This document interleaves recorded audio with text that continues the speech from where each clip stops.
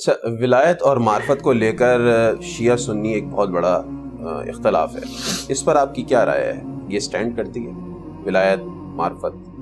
دیکھیں، اگر علمی استاد کے طور پر لے کر چلیں تو ضرور چلیں، لیکن اگر کوئی یہ سمجھتا ہے کہ یہ امام منصوص من اللہ ہیں، کوئی اللہ تعالیٰ نے ان کی ڈیوٹی لگائی ہوئی ہے، انہیں مخصوص کیا ہوا ہے، تو بھائی ایسا نہیں ہے۔ ہم تو حضرت ابوبکر، عمر، عثمان کو منصوص من اللہ نہیں مانتے ہیں، وہ مسلمانوں کے پولیٹیکل لیڈرز ہیں، دینی لیڈر بھی ہیں لیکن پولیٹیکل پوسٹ کے اعتبار سے دین نبی الاسلام مکمل کر کے گئے ہیں، وہ اس لیگیسی کو آگے لے کے چل رہے ہیں۔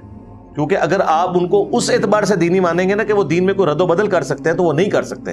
پبلک میں انہوں نے کتنا مشہور کیا کہ حضرت عمر نے الصلاۃ خیر من النوم کے الفاظ داخل کیے ہیں، یہ جعلی روایت ہے۔ الموطا امام مالک میں اس کی سند ہی پوری نہیں ہے، اور سنن ابی داؤد میں پوری سند کے ساتھ ہے کہ نبی الاسلام فجر کی اذان میں الصلاۃ خیر من النوم سکھاتے تھے۔ جو نبی الاسلام خود سکھاتے رہے ہیں وہ حضرت عمر نے کہاں سے شروع کروانا تھا؟ کتنا انہوں نے جعلی بات کی، نبی الاسلام کی سنت کو حضرت عمر کے ساتھ منسوب کیا، اس سے انہوں نے بدعت ثابت کی، اور پھر ساتھ ساتھ بدعتیں بعد میں بزرگوں کی بھی ایڈ کرنا شروع کر دی۔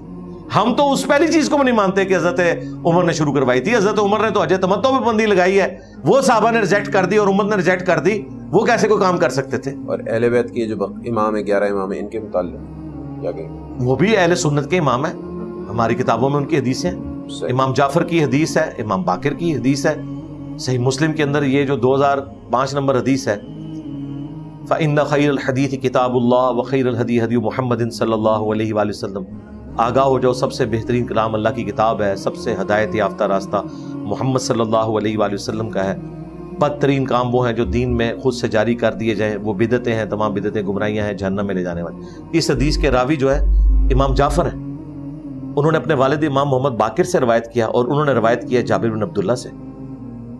اسی میں آتا ہے نا کہ نبی الاسلام ممبر پہ چڑھتے تو آنکھیں سرخ ہو جاتی ہیں، آواز بلند ہو جاتی، غصے میں اضافہ ہو جاتا۔ پوری حدیث اس طرح۔ کیا وہ معصوم ہے؟ کون؟ جو اہل بیت کے امام؟ میرے بھائی، معصومیت کی اگر آپ بات کریں گے نا، ہم انبیاء کرام علیہ السلام کو بھی ویسا معصوم نہیں مانتے جس طرح عوام کلیم کرتی ہے۔ قرآن میں کیا انبیاء کرام علیہ السلام کی غلطیاں رپورٹ نہیں ہوئی ہیں؟ انبیاء معصوم ہیں گناہ کرنے سے، غلطیوں اور لغزش سے نہیں۔ رہی غلطیاں اور لغزش، ان کے ہوتے ہوئے پھر آپ پوچھیں گے معصوم کیوں ہیں؟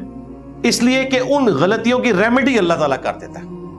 مثلا غزوہ بدر کے قیدیوں کو چھوڑا نا حضور نے، تو سورہ الانفال میں آیا کہ اگر وہ پہلے آیت نازل نہ ہوئی ہوتی تو تمہیں عذاب دیا جاتا۔ اس ترجمے میں بریکٹ میں پیر کرم شاہ الازہری، جو ڈاکٹر طاہر القادری کے استاد ہیں اور اہل سنت میں بریلویوں کے بڑے رائٹرز میں سے، انہوں نے اجتہادی خطا کا لفظ لکھا ہے، ان کو بھی پتا ہے کہ یہ چیز ہوئی ہے۔ اچھا، اور بھی واقعات قرآن میں رپورٹ ہوئے ہیں، حدیث میں تو کافی سارے ہیں، لیکن وہ گناہ نہیں ہے۔ پھر اللہ تعالیٰ اس کی ریمیڈی کرتا تھا۔ نبی الاسلام جب دنیا سے تشریف لے گئے ہیں، اگر ان سے کہیں کسی معاملے میں اجتہادی غلطی ہوئی ہے، اللہ نے ان کی اصلاح فرمائی۔ جس طرح عبداللہ ابن ابی کا جنازہ پڑھا دیا، اللہ تعالیٰ نے اصلاح فرمائی۔ بالکل۔ نبی جب دنیا سے اٹھایا جاتا ہے نا، تو وہ دین دے کے جاتا ہے جو ایک معصومیت والا دین ہے۔ صحیح۔ انبیاء کا معصوم ہونا یہ ہے کہ وہ گناہ نہیں کریں گے، نمبر 1۔ نمبر 2، اگر وہ غلطی اور لغزش کریں گے، اللہ ان کی اصلاح فرما دے گا۔ یہ جو اصلاح ہے نا، یہ غیر نبی کی نہیں ہو سکتی، اس کے لیے وہی کی ضرورت ہے۔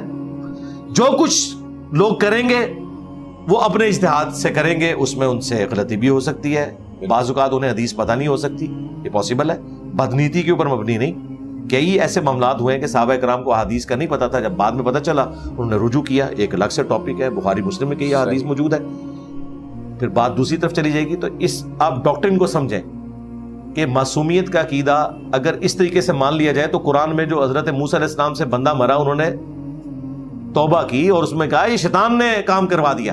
اب اس سے اگلی کیا بات میں کروں؟ مطلب وہ شیطان حضرت جبرائیل کو تو نہیں کہہ رہے تھے۔ اس طریقے سے نوح علیہ السلام نے جب کافر بیٹے کے لیے دعا کر دی تو اللہ تعالیٰ میں نوح جاہلوں میں نہ ہو، ان کا یا اللہ میں معافی مانگتا ہوں۔ یہ وہ چیزیں جو قرآن میں رپورٹ ہوئی ہیں، ان کا آپ کیا کریں گے؟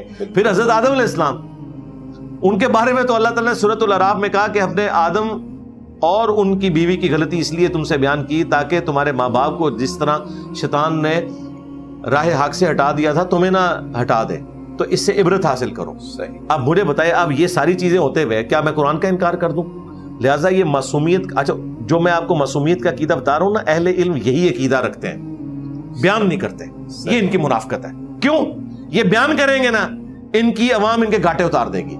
صحیح. کوئی جرت نہیں کرے گا. کتابوں میں انہوں نے یہی لکھا ہوا ہے، اجتہادی خطا کا لفظ لکھا ہوا ہے، قرآن کے تراجم میں لکھا ہوا ہے. لیکن انہیں کہنا ذرا معصومیت بیان کریں تو آپ کو یہ معصومیت بتائیں گے کہ انبیاء کرام معاذ اللہ کوئی روبوٹ کی طرح ہیں، ان سے کوئی بھی ایکٹیویٹی پرفارم ہو ہی نہیں سکتی جس طرح فرشتے.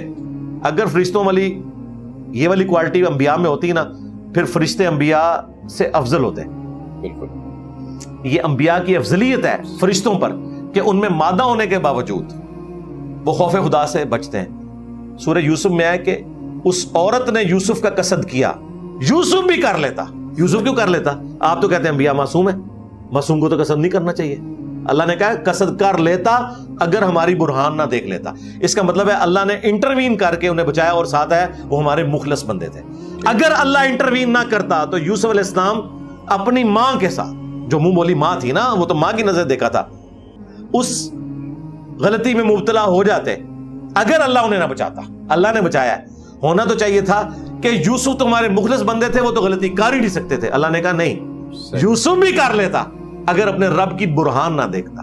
اللہ نے اس وقت ان کو کوئی چیز ایسی دکھا دی، وہ یا تو اس عورت کی شکل میں انہیں شیطان نظر آ گیا، اس کا اصلی چہرہ، جس طرح ایران والوں نے فلمایا ہے. صحیح. کہ وہ عورت جو ہے وہ شیطان نظر آنا شروع ہوگی. یا بنی اسرائیل کے ہاں روایتوں میں ملتا ہے کہ انہیں ان کے والد حضرت یعقوب علیہ السلام کی شبیہ سامنے دکھائی گئی اور وہ انگلی سے اشارہ کر رہے تھے. کوئی ایک غیبی معاملہ ہوا ہے، اللہ نے اس کو بیان نہیں کیا، لیکن یہ کہا ہے کہ اپنے رب کی برہان کو ہی دیکھی ہے اس وقت، تب وہ اس سے ٹلے ہیں. ادروائز وہ کر لیتے تو باقی بزرگان دین تشائی کوئی نہیں. صحیح.